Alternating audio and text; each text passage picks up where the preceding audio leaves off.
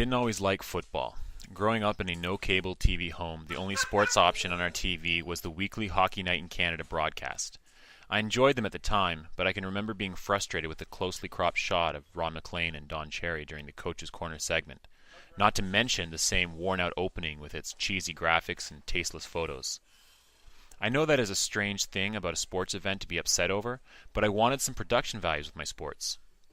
As I got older, and my independence allowed me to make my own viewing choices, I began to move away from CBC's tired productions and began to watch baseball and basketball, better sports by far, which had much higher production values. The on-screen graphics were sharper, the hosts more well-dressed, the field and court shinier, and more suitably covered in advertising. However, even baseball and basketball could not compare to my first NFL game, Super Bowl 43, an epic game between the Roethlisberger-led Steelers and the Fitzgerald-led Cardinals. Everything about the game was huge. The field, the players, the stadium filled with 70,000 screaming fans. And the production value. All of the reporters were dressed in these killer suits, the on-screen graphics were stylish, and the studio was a polished, gleaming collection of metal and glass.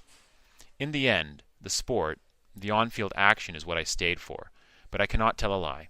When I first saw that wide-angle shot of that NFL studio, I was hooked. And fortunately, Don Cherry and his ghastly suits became a distant memory.